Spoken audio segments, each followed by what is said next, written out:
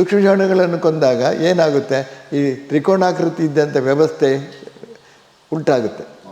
ನಾವು ಈಗ ಜಾಸ್ತಿ ಇಳುವರಿ ಸಾವಯವದಲ್ಲಿ ತೆಗೆಯುವಂಥ ಇಳುವರಿ ಯಾವುದೇ ರಾಸಾಯನಿಕ ಹಾಕಿದರೂ ತೆಗೆಯಲಿಕ್ಕೆ ಸಾಧ್ಯ ಇಲ್ಲ. ಅದನ್ನು ತಿಂದಾಗ ನಮ್ಮ ದೇಹದಲ್ಲಿದ್ದ ಸೂಕ್ಷ್ಮಜೀವಾಣುಗಳು ಮಲ್ಟಿಪ್ಲೈ ಆಗ್ತದೆ. ಯಾವುದು ಕೆಟ್ಟದಿದೆಯಾ, ಯಾವ ರೋಗಗಳಿದೆಯಾ ಅದೆಲ್ಲ ಹೋಗುತ್ತೆ.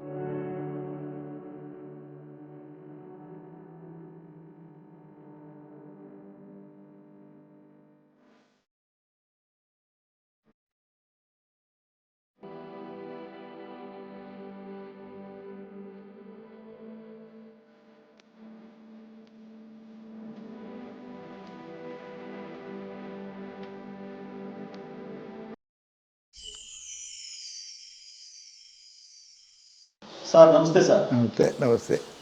ಹಾಸನದ ವಿಶ್ವಪಥ ಚಾನೆಲ್ ಈ ದಿನ ನಮ್ಮ ಹರಿಹಳ್ಳಿಯ ಸಾವಯವ ಕೃಷಿಕರಾದ VP ಹೆಗಡೆ ಸರ್ ಅವ್ರನ್ನ ಭೇಟಿ ಮಾಡಲಿಕ್ಕೆ ನಮ್ಮ ತಂಡ ಬಂದಿದೆ. ಸರ್, ಮುಖ್ಯವಾಗಿ ರೈತರು ತಮ್ಮ ಕಳೆ ನಿರ್ಮೂಲನೆಗೆ ರಾಸಾಯನಿಕ ಔಷಧಿಗಳನ್ನು ಬಳಸ್ತಾ ಇದ್ದಾರೆ ಕಳೆನಾಶಕಕ್ಕೋಸ್ಕರ. ಇದು ಎಷ್ಟು ಮಟ್ಟಿಗೆ ಸರಿ? ಇದು ರೈತರಿಗೆ ಉಪಯೋಗಿ ಆಗಿದೆಯೋ ಇಲ್ವೋ? ಈಗ ಆ ರೈತರಿಗೆ ಇದರ ಬಗ್ಗೆ ಒಂದು ಸರಿಯಾದ ರೀತಿಯ ಒಂದು ಮಾರ್ಗದರ್ಶನ ಕೊಡಬೇಕು ತಾವು ಅಂತ ಹೇಳಿ ಕಳೆನಾಶಕದ ಬಗ್ಗೆ ಕುರಿತು ಹೇಳಿ ಸರ್. ಕಳೆನಾಶಕ ಅಂತ ಹೇಳಿದರೆ ಒಂದು ಅತ್ಯಂತ ಅಪಾಯಕಾರಿ ರಾಸಾಯನಿಕ. ಇದರ ಅವಶ್ಯಕತೆ ಕೂಡ ಇಲ್ಲ. ಇದು ಏನು ಮಾಡಿದ್ದಾರೆ ಅಂತ ಹೇಳಿದರೆ, ಮೊದಲು 2,4-D ಅಂತ ಒಂದು ಕೆಮಿಕಲ್ ಇತ್ತು. ಅದನ್ನು ಕಂಪ್ಲೀಟ್ ಎಲ್ಲ ಇದರಲ್ಲಿನೂ ಬ್ಯಾನ್ ಮಾಡಿದ್ದಾರೆ. ಹೇಗೆ ಅದನ್ನು ಆ ಕಂಪ್ನಿ ಅವ್ರು ಮುಚ್ಚಬೇಕು, ಇನ್ನು ಅದನ್ನು ನಾವು ಅವರಿಗೆ ವ್ಯಾಪಾರ ಆಗಬೇಕು ಅಂತ ಹೇಳೋದಕ್ಕೆ ಬೇರೆ ಬೇರೆ ಹೆಸರುಗಳಲ್ಲಿ ಕಳೆನಾಶಕ ಅಂತ ಹೇಳಿಬಿಟ್ಟು ತಂದಿದ್ದಾರೆ.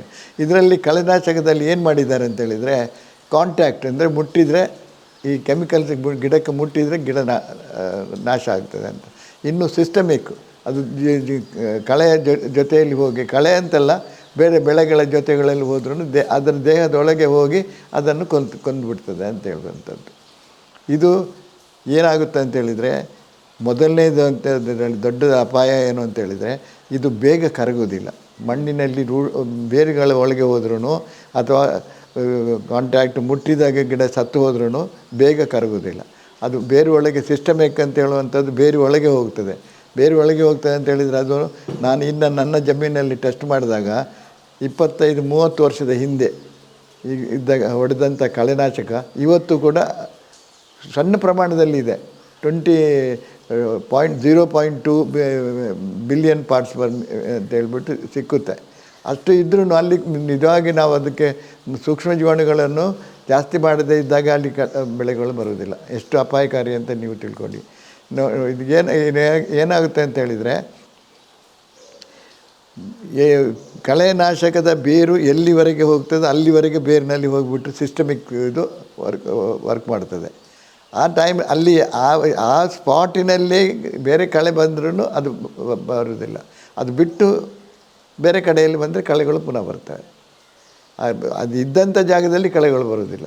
ಅದರಲ್ಲಿ ಪಕ್ಕದಲ್ಲಿ 2 ಇಂಚು 3 ಇಂಚು ಜಾಸ್ತಿ ದೂರದಲ್ಲಿ ಬಂದರೆ ಅಲ್ಲಿ ಕಳೆಗಳು ಬರ್ತವೆ. ಪುನಃ ಹೊಡಿತೇವೆ ನಾವು. ಪುನಃ ಮಣ್ಣು ಹೇಗೆ ಆಗಿದೆ, ನಾವು ಕೃಷಿ ಹೇಗೆ ಮಾಡ್ತೇವೆ, 1 ಇಂಚು ಮಣ್ಣಿನಲ್ಲಿ ಮಿಲಿಯನ್ ಟೈಮ್ಸ್ ಸೂಕ್ಷ್ಮಜೀವಾಣುಗಳು ಇರ್ತವೆ. ಇವುಗಳು ಸೂಕ್ಷ್ಮಜೀವಾಣುಗಳು ಎಷ್ಟು ಇದೆಯೋ ಅದಕ್ಕೆ ಸ್ವಲ್ಪ ಕಡಿಮೆ ಪ್ರಮಾಣದಲ್ಲಿ ಸಸ್ಯಾಹಾರಿಗಳು ಗಿಡಗಳು ಇರ್ತವೆ, ಅದಕ್ಕಿಂತ ಸ್ವಲ್ಪ ಕಡಿಮೆ ಇದರಲ್ಲಿ ಸಸ್ಯಾಹಾರಿಗಳು ಇರ್ತವೆ, ಅದಕ್ಕಿಂತ ಸ್ವಲ್ಪ ಕಡಿಮೆಯಲ್ಲಿ ಮಾಂಸಾಹಾರಿಗಳಿರ್ತವೆ. ಇನ್ನೊಂದು ತ್ರಿಕೋಣದಾಕೃತಿ, ಮೇಲಿದ್ದು ಪ್ಲ್ಯಾಟ್ಫಾರ್ಮ್ ಇದ್ರೂ ಸೂಕ್ಷ್ಮಜೀವಾಣು ಮಣ್ಣೆಲ್ಲ ಇದ್ರೂ ಅಲ್ಲಿಂದ ಮೇಲೆ ಬರುವಾಗ ಕಡಿಮೆ ಆಗುತ್ತಾ ಬರ್ತದೆ. ಈಗ ನಾವು ಏನು ಮಾಡಿದೆ, ಕಳೆನಾಶಕದಲ್ಲಿ ಈ ಸೂಕ್ಷ್ಮಜೀವಾಣುಗಳನ್ನು ಕೊಂದುಬಿಡ್ತೇವೆ. ಸೂಕ್ಷ್ಮಜೀವಾಣುಗಳನ್ನು ಕೊಂದಾಗ ಏನಾಗುತ್ತೆ, ಈ ತ್ರಿಕೋಣಾಕೃತಿ ಇದ್ದಂಥ ವ್ಯವಸ್ಥೆ ಉಲ್ಟಾಗುತ್ತೆ. ಹಾಗಾಗಿ ಆಗ್ತಾ ಬರ್ತಾ ಇದೆ. ಈಗ ಪ್ರಕೃತಿಯಲ್ಲಿ ನೋಡ್ತಾ ಇದ್ದೇವೆ, ಕಾಡಿನಲ್ಲಿರುವಂಥ ಕಾಡು ಪ್ರಾಣಿಗಳು ಪಟ್ಟಣಕ್ಕೆ ಬರ್ತವೆ. ಯಾಕೆಂದರೆ ಮಣ್ಣಿನಲ್ಲಿ ಸೂಕ್ಷ್ಮಜೀವಾಣುಗಳು ಸತ್ತು ಹೋಗಿದ್ದಾವೆ, ಸಸ್ಯಗಳು ಕಡಿಮೆ ಆಗಿದ್ದಾವೆ, ಆಮೇಲೆ ಸಸ್ಯಹಾರಿಗಳು ಕಡಿಮೆ ಆಗ್ತವೆ. ಆಮೇಲೆ ಇನ್ನು ಮಾಂಸಾಹಾರಿಗಳು ಬೆಳಿಬೇಕಲ್ಲ, ಎಲ್ಲಿ ಬರ್ತವೆ? ಅವು ಹೊರಗೆ ಬರ್ತವೆ, ಅವುಗಳು ಜಾಸ್ತಿ ಆಗ್ತವೆ. ಸೂಕ್ಷ್ಮಜೀವಾಣುಗಳು ಜಾಸ್ತಿ ಇದ್ದದ್ದು ಹೋಗಿಬಿಟ್ಟು ಮಾಂಸಾಹಾರಿಗಳು ಜಾಸ್ತಿ ಆಗ್ತವೆ. ಇದು ಕಂಪ್ಲೀಟ್ ಉಲ್ಟಾ ಆಗ್ತದೆ, ಪ್ರಕೃತಿ ಕಂಪ್ಲೀಟ್ ಚೇಂಜ್ ಆಗಿಬಿಡುತ್ತೆ. ಅದರಲ್ಲಿ ಬರುವಂಥ ಗಾಳಿಗಳಿಗೆ ಬರುವಂಥ ಪೋಷಕ ಕೆಮಿಕಲ್ಸು ಅದು ಇನ್ನೂ ಜಾಸ್ತಿ ಆಗ್ತದೆ. ಹಾಗಾಗಿ ಗಾಳಿ ಕೂಡ ಕಲ್ಮಶ ಆಗಿಬಿಡ್ತದೆ. ಇದು ಮುಖ್ಯವಾಗಿರುವಂಥದ್ದು. ಇದಕ್ಕೆ ಆಲ್ಟರ್ನೇಟ್ ಏನು ಅಂತ ಹೇಳಿಬಿಟ್ಟು ನಾವು ಕಂಡುಹಿಡಬೇಕು. ಮೊದಲು ನಾವು ಕಳೆನಾಶಕ ಹೊಡೆದಾಗ ಕಾಸ್ಟ್ ಎಷ್ಟು, ಆಮೇಲೆ ನಾವು ನಾರ್ಮಲ್ ಏನು ಮಾಡ್ತೇವೆ, ಹಳ ಹೊಡಿತೇವೆ, ಕತ್ತಿ ಕಚ್ಚಡ ಮಾಡ್ತೇವೆ, ಇದರದ್ದು ಕಾಸ್ಟ್ ಎಷ್ಟು, ಆಮೇಲೆ ಬ್ರಷ್ ಕಟ್ಟರ್ ಅಂತ ಈಗ ಬಂದಿದೆ, ಮೆಷಿನ್ ಬಂದಿದೆ, ಅದರ ಕಾಸ್ಟ್ ಎಷ್ಟು ಅಂತ ನೋಡೋಕ್ಕೆ ಹೋದರೆ ಬ್ರಷ್ ಕಟ್ಟರ್ನಲ್ಲಿ ಅದು ಎಲ್ಲದಕ್ಕಿಂತಲೂ ಕಡಿಮೆ ಖರ್ಚಿನಲ್ಲಿ ಬ್ರಷ್ ಕಟ್ಟರ್ ಆಗುತ್ತೆ. ಬ್ರಷ್ ಕಟ್ಟರ್ ಆಗಿದೆ. ಇನ್ನೊಂದು ಅಡ್ವಾಂಟೇಜ್ ಏನು ಅಂತ ಹೇಳಿದರೆ, ಮಣ್ಣಿನಲ್ಲಿರುವಂಥ ಸೂಕ್ಷ್ಮಜೀವಾಣುಗಳು ಜಾಸ್ತಿ ಬೆಳೀತವೆ. ಯಾಕೆ ಅಂತೇಳಿದರೆ ನಾವು ಬೇರುಗಳನ್ನು ತೆಗೆಯೋದಿಲ್ಲ. ಬ್ರಷ್ ಕಟ್ಟರ್ನಲ್ಲಿ ಪುಡಿ ಮಾಡಿಬಿಟ್ಟು ಅಲ್ಲೇ ಬಿಡ್ತೇವೆ.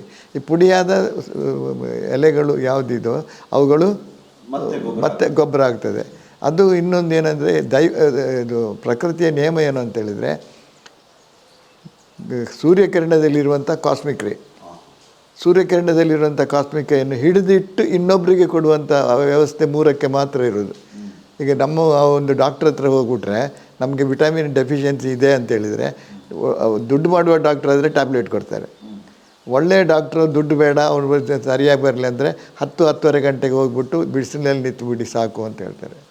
ಯಾಕಂದರೆ ಸೂರ್ಯಕಿರಣದಲ್ಲಿ ಎಲ್ಲ ಪೋಷಕಾಂಶಗಳಿದ್ದಾವೆ. ಅವು 12 ಗಂಟೆವರೆಗೆ ಕಾಸ್ಮಿಕ್ ರೇ ಪರ್ಸೆಂಟೇಜ್ ಜಾಸ್ತಿ ಇರ್ತದೆ. 12 ಗಂಟೆ ನಂತರ ಇನ್ಫ್ರಾರೆಡ್ ರೇಸ್ ಜಾಸ್ತಿ ಬರ್ತದೆ. ಇನ್ಫ್ರಾರೆಡ್ ರೇಸ್ ಅಂದರೆ ಡಿಸ್ಟ್ರಕ್ಟಿವ್, ಅದು ಕನ್ಸ್ಟ್ರಕ್ಟಿವ್ ಅಲ್ಲ.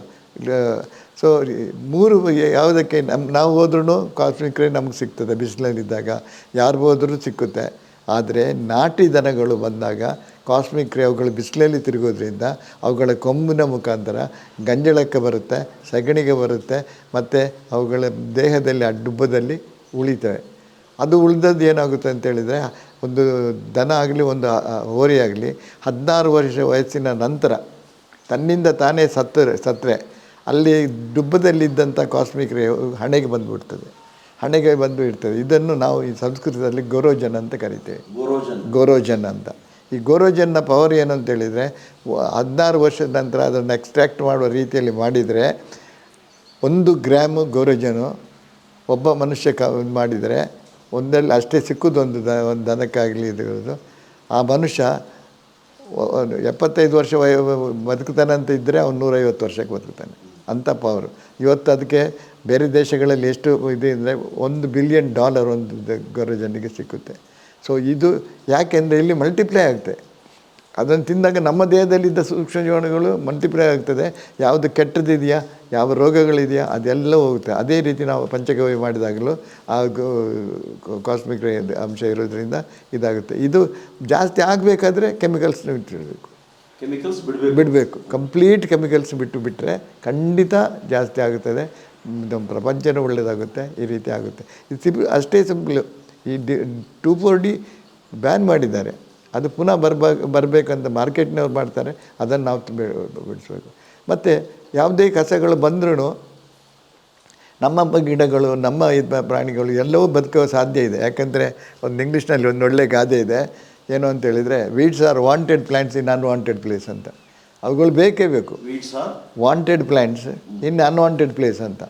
ಅನ್ವಾಂಟೆಡ್ ಅಂದರೆ ಕೃಷಿ ಮಾಡುವಾಗ ನಮ್ಮ ಆ ಜಾಗದಲ್ಲಿ ಬೇಡ ಅಂತೇಳಿ. ಅದು ಎಷ್ಟು ಬೇಕು ಅಷ್ಟೇ ಇಟ್ಟುಕೊಂಡ್ರೆ ಆಯಿತು. ನಮಗೆ ಜಾಸ್ತಿ ನಾವು ಇದು ಮಾಡಬೇಕಂತೇನಿಲ್ಲ. ಸೊ ಇದು ಜಾಸ್ತಿ ಏನಿಲ್ಲ, ಅಲ್ಲೇ ಇರಬೇಕು.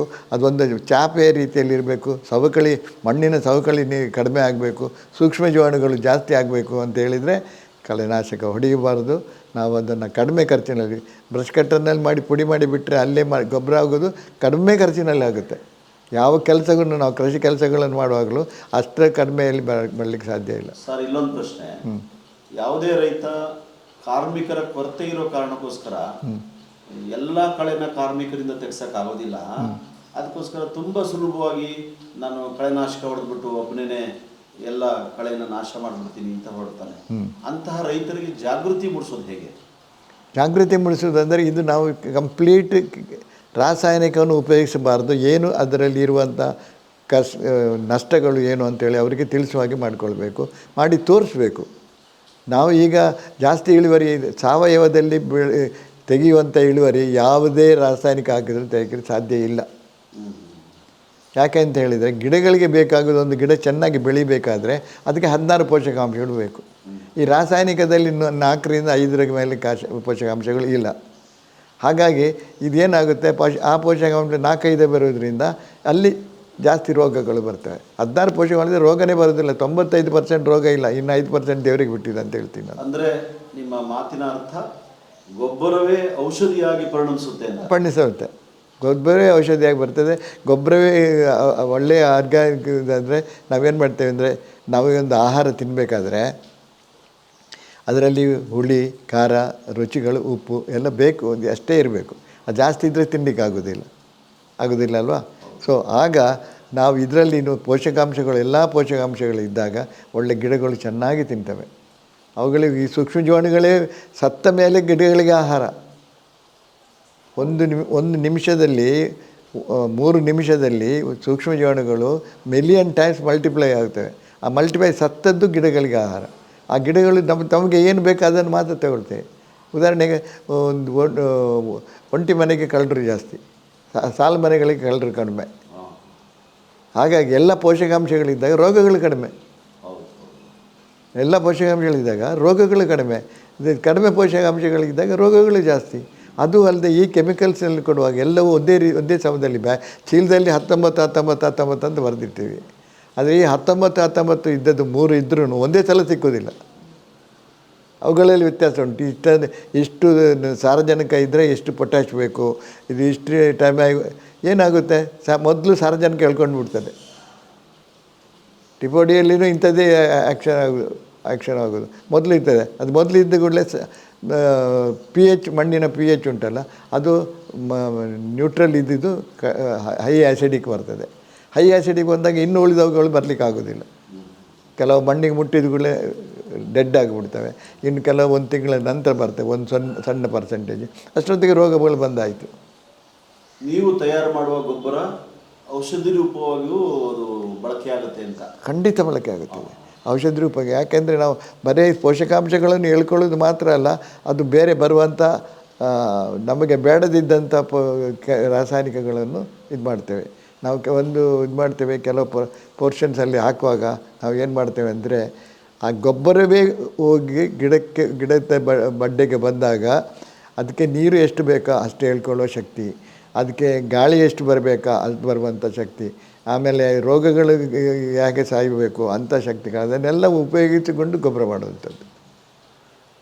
ಈಗ ನಾವು ಹಾಕಿದ ಕಳೆನಾಶಕ ಹಾಕಿದ್ದನ್ನು ನಾವು ನಮ್ಮ ಗೊಬ್ಬರದಲ್ಲಿ ಒಂದೇ ಸಲ ಮಾಡಲಿಕ್ಕೆ ಆಗೋದಿಲ್ಲ. ಯಾಕೆಂದರೆ ಅದು ಅಷ್ಟೊತ್ತಿಗೆ ಮಣ್ಣಿಗೆ ಸೇರಿಕೊಂಡು ಅಲ್ಲಿ ಸೂಕ್ಷ್ಮಜೀವಾಣುಗಳ ಸಂಖ್ಯೆ ಭಾಳಷ್ಟು ಕಡಿಮೆ ಆಗಿರೋದ್ರಿಂದ ಒಂದೇ ಸಲ ಮಾಡಲಿಕ್ಕೆ ಆಗೋದಿಲ್ಲ, ಸ್ವಲ್ಪ ನಿಧಾನ ಆಗ್ತದೆ. ಕೆಲವು ಇದು ಮಾಡಿದ್ದೇವೆ, ಈಗ ಹೊಸತೊಂದು ಮಾಡಿದ್ದೇವೆ, ಅದು ಭಾಳ ಬೇಗ 1-1.5 ತಿಂಗಳೊಳಗೆ ಕಂಪ್ಲೀಟ್ ಮಣ್ಣಿನ ಸ್ಟ್ರಕ್ಚರನ್ನು ಚೇಂಜ್ ಮಾಡಿ ಬಂದುಬಿಡ್ತದೆ.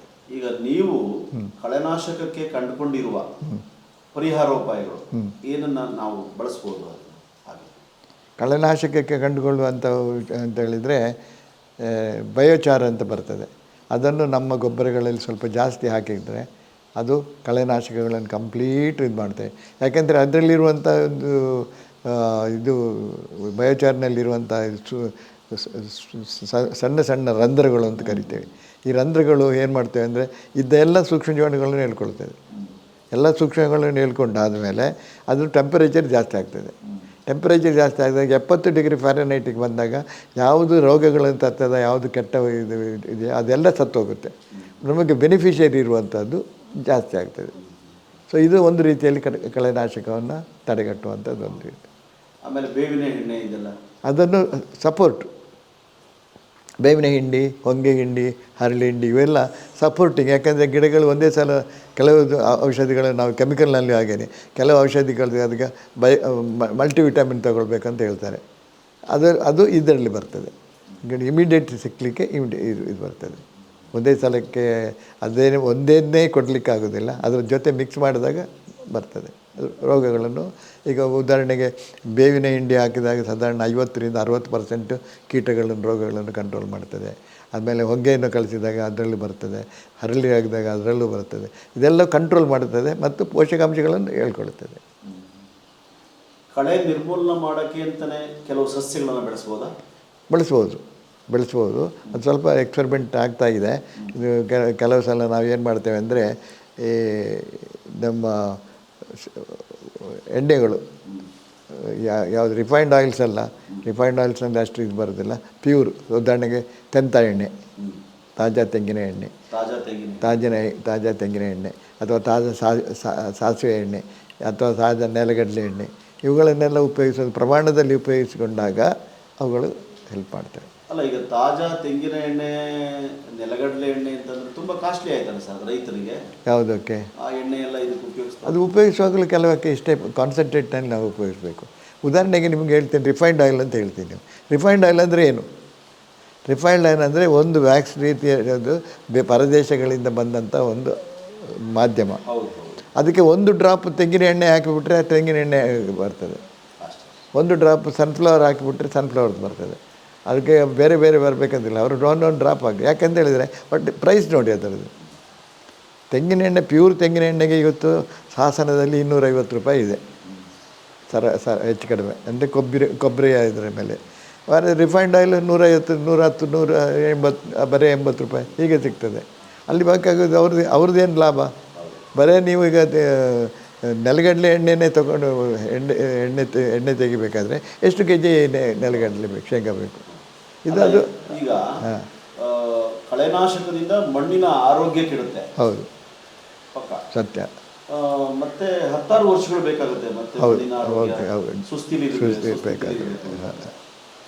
ಹೌದು. ಅದನ್ನ ನೀವು ಕಂಡಿದ್ದೀರಾ? ಪ್ರಯೋಗ ಮಾಡಿ ಭಾಳಷ್ಟು ನೋಡಿದ್ದೀವಿ.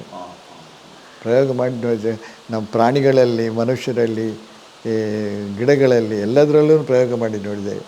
ಇದು ಈಗ ನೋಡಿ, ಒಳ್ಳೆ ಡಾಕ್ಟ್ರುಗಳು ಸಜೆಸ್ಟ್ ಮಾಡುವಾಗ ತೆಂಗಿನ ಎಣ್ಣೆಯನ್ನು ಅಥವಾ ಕಡಲೆ ಎಣ್ಣೆಯನ್ನು ಒಂದು 5 ಸಲ ಉಪಯೋಗಿಸಿ ಅಂತ ಹೇಳ್ತಾರೆ.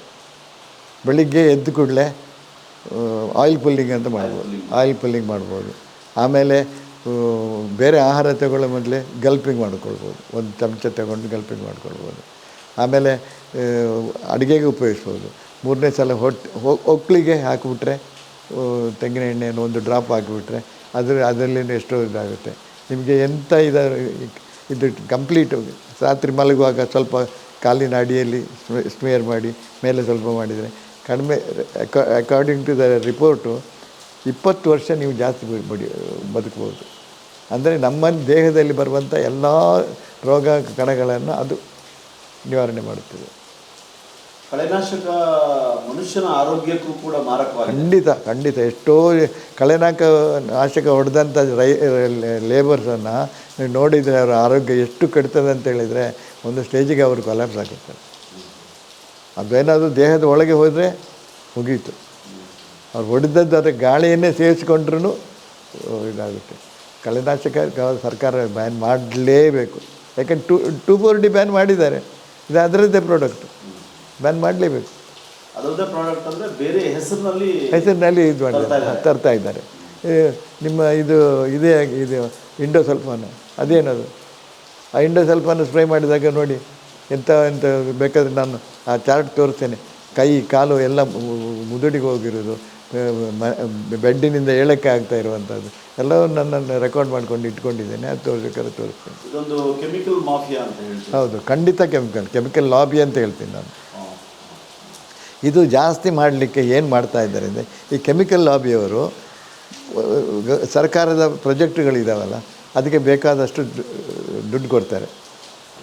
ಯೂನಿವರ್ಸಿಟಿಯವರಿಗೆ ಕೆಲವು ಯೂನಿವರ್ಸಿಟಿಯವರಿಗೆ ಅವರಿಗೆ ಸಂಬಳ ಕೂಡ ಸರ್ಕಾರದಿಂದ ಬರೋದಿಲ್ಲ. ಅವರಿಗೆ 1 ಕೋಟಿ 2 ಕೋಟಿ ಅಂತ ಒಂದು ಪ್ರಾಜೆಕ್ಟ್ ಕೊಡ್ತಾರೆ. ಆ ಪ್ರಾಜೆಕ್ಟಿನಲ್ಲಿ ಈ ಪ್ರಾಜೆಕ್ಟ್ ಮಾಡಿ ಜನರಿಗೆ ಹೇಳಿಕೊಡಿ ಅಂತ ಹೇಳ್ತಾರೆ. ಆದರೆ ರಿಸಲ್ಟಲ್ಲಿ ರಿಸರ್ಚ್ ಮಾಡಿ ಬಂದದ್ದಲ್ಲ. ಏನು ಈ ಪ್ರಾಡಕ್ಟ್ ಸಪ್ಲೈ ಮಾಡ್ತಾರೆ ಅವರೇ ಹೇಳ್ತಾರೆ ಈ ರೀತಿ ರಿಸಲ್ಟ್ ಬರಬೇಕು ಕೊಡಿ ಅಂತ. ಅವನು ಅದನ್ನು ಹೇಳ್ತಾನೆ ಅಷ್ಟೇ, ರಿಸರ್ಚ್ನಿಂದ ಬಂದಿರೋದಲ್ಲ. ಉದಾಹರಣೆಗೆ ನನ್ನಲ್ಲಿ ಒಬ್ಬ ಮಾರ್ಕೆಟಿಂಗ್ ಆಫೀಸರ್ ಬಂದ. ಅವನು ಆರ್ಗ್ಯಾನಿಕ್ ಮೆನ್ಯೂರ್ ಮಾಡೋದ್ರಲ್ಲಿ PhD. ನಾನು ಅವನಿಗೆ ಫಸ್ಟ್ ಪ್ರಶ್ನೆ ಕೇಳಿದ್ದೆ ಏನಂದರೆ, ನೀವು PhD ಮಾಡಿದ್ಯಾ ಆರ್ಗ್ಯಾನಿಕ್ ಮೆನ್ಯೂರ್ನಲ್ಲಿ PhD ಮಾಡಿದ್ಯಾ? ಹೌದು. ಹಾಗಾದರೆ ನಿಮ್ಮ ಮೆಟೀರಿಯಲ್ ಯಾವುದು ಎಲ್ಲ ಉಪಯೋಗಿದ್ಯಾ? ನಾನು ಮೆಟೀರಿಯಲ್ ಉಪಯೋಗಿದ್ದು ಸಿಟಿ ವೇಸ್ಟ್. ಅದು ಆರ್ಗ್ಯಾನಿಕ್ ಮೆನ್ಯೂರ್. ಎಲ್ಲೋ ಕಡೆಯಿಂದ ಗುಡಿಸಿಕೊಂಡು ಬಂದಂಥದ್ದು, ಹಾಸ್ಪಿಟಲ್ ವೇಸ್ಟ್ಗಳು ಬಂದಂಥದ್ದು, ಅದನ್ನು ಒಂದು ಕಡೆ ಗುಡ್ಡೆ ಹಾಕಿದರೆ ಅದು ತನ್ನಿಂದ ತಾನೇ ಹೊಳಿತಾ ಇದೆ. ಈ ಆ ಗುಡ್ಡೆ ಹಾಕಿದ ಜಾಗಕ್ಕೆ ನೀವು ಬರಿಕಾಲಲ್ಲಿ ಹೋಗಿ ನಿಮ್ಮ ಕಾಲು ಸುಟ್ಟು ಹೋಗ್ಬಿಡುತ್ತೆ. ಅಷ್ಟು ಕೆಟ್ಟ ಒಂದು ಕೆಮಿಕಲ್ ಅದು. ಅಂಥದ್ರಲ್ಲಿ ಅವನು ಏನು ಆರ್ಗ್ಯಾನಿಕ್ ಮಾಡ್ತಾನೆ. ಈಗ ಒಂದು ಒಳ್ಳೆಯ ಆರ್ಟಿಕಲ್ ಕೂಡ ಬಂದಿದೆ, ಡೌನ್ ಟು ಅರ್ತ್ ಅಂತ ಮ್ಯಾಗಝೀನ್ನಲ್ಲಿ. ಡೌನ್ ಟು ಅರ್ತ್ ಅಂತ ಡೆಲ್ಲಿಯಿಂದ ಬಂದಿರೋದು. ಅವ್ರು ಮಾಡಿ ಇದೇ ರೀತಿ ಮೊದಲು ಮಾಡಿ ಎಲ್ಲ ಆರ್ಗ್ಯಾನಿಕ್ ಕೊಡಬೇಕಂತ ಮಾಡಿದ್ದು 10-20 ವರ್ಷದೆಲ್ಲ ಚೀಲಗಳಲ್ಲೇ ಬಿದ್ದಿದೆ. ಉಪಯೋಗಿಸೋಕ್ಕೆ ಯಾರು ಇದು ಮಾಡ್ತಾಯಿಲ್ಲ. ಸರ್, ಕಡೆ ಮಾತಾಗಿ ಈ ಕಳೆನಾಶಕ ಬಳಸುವ ರೈತರಿಗೆ ನಿಮ್ಮ ಸಲಹೆ ಏನು ಸರ್? ಕಳೆನಾಶಕ ಬಳಸುವ ರೈತರಿಗೆ, ನಿಮಗೆ ಇಳುವರಿ ಜಾಸ್ತಿ ಆಗಬೇಕು, ಒಳ್ಳೆಯ ಲಾಭ ಬರಬೇಕು, ಆರೋಗ್ಯವನ್ನು ಕಾಪಾಡಬೇಕಂದ್ರೆ ಉಪಯೋಗಿಸಬೇಡಿ ಅಂತ.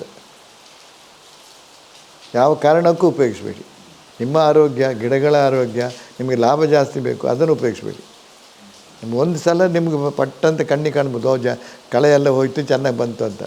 ಅದು ಎಷ್ಟು ಮಣ್ಣು ಹಾಳು ಮಾಡುತ್ತೆ, ಎಷ್ಟು ಇದು ಮಾಡುತ್ತೆ. ಕಳೆನಾಶಕ ಬೇಡ, ಅದಕ್ಕಿಂತ ಸಣ್ಣ ಕೆಮಿಕಲ್ಸ್, ನಿಮ್ಮ ಯೂರಿಯಾವನ್ನು ನೀವು ಗದ್ದೆ ಮಾಡಿದವರು ಮೊದಲು 10 kg ಯೂರಿಯಾ ಹಾಕಿದರೆ 10 ಕ್ವಿಂಟಲ್ ಭತ್ತ ಬರ್ತಾಯಿತ್ತು. ಇವತ್ತು 100 kg ಹಾಕಿದರೆ 10 ಕ್ವಿಂಟಲ್ ಬರೋದಿಲ್ಲ. ಏನಂತ ಏನು ಹೇಳ್ತದೆ ಇದು? ಹೇಳ್ತದೆ.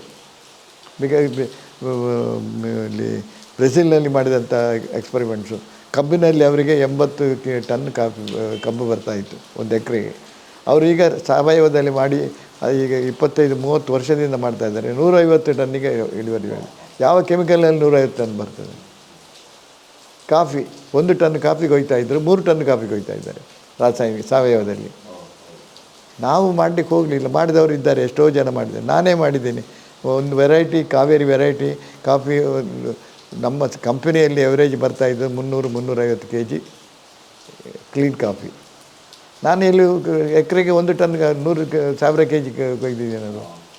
ಸರ್, ಈಗ ಒಟ್ಟು ನಿಮ್ಮ ಮಾತಿನ ಸಾರಾಂಶ, ಸಾವಯವ ಕೃಷಿಯಿಂದ ಭೂಮಿಯ ಆರೋಗ್ಯ, ಮನುಷ್ಯನ ಆರೋಗ್ಯ, ಬೆಳೆಗಳ ಆರೋಗ್ಯ ಎಲ್ಲ ಚೆನ್ನಾಗಿರುತ್ತೆ. ಒಳ್ಳೆಯ ಪೈರನ್ನು, ಫಸಲನ್ನು ಪಡ್ಕೋಬಹುದು ಅನ್ನುವಂತಹ ವಿಚಾರ ಹೇಳ್ತಾ ಇದ್ದಾರೆ. ಖಂಡಿತ ಸರ್, ತುಂಬ ಖುಷಿಯಾಯಿತು ಈ ಮಾಹಿತಿಯನ್ನು ಕೊಟ್ಟಿದ್ದಕ್ಕೆ. ವಿಶ್ವಪಥ TV ಇಲ್ಲಿಗೆ ಬಂದು ನಿಮ್ಮ ಮನೆಗೆ ನಿಮ್ಮ ಸಂದರ್ಶನ ಮಾಡಿಕೊಂಡಿದೆ. ಸಾವಯವ ಕೃಷಿಕರಾಗಿರುವಂತಹ VP ಹೆಗಡೆಯವರು ತಮ್ಮ ಜೀವಮಾನವಿಡೀ ಯಾವುದೇ ರಾಸಾಯನಿಕವನ್ನು ಬಳಸದೆ ಕೃಷಿಯನ್ನು ಮಾಡಿರುವಂಥವರು. ಹಾಗಾಗಿ ಅವರ ಅನುಭವದ ಮಾತುಗಳನ್ನು ನಮ್ಮ ಮೀಡಿಯಾದ ಮುಂದೆ ಹಂಚಿಕೊಂಡಿದ್ದಾರೆ. ಸರ್, ಧನ್ಯವಾದಗಳು ಸರ್. ಧನ್ಯವಾದಗಳು.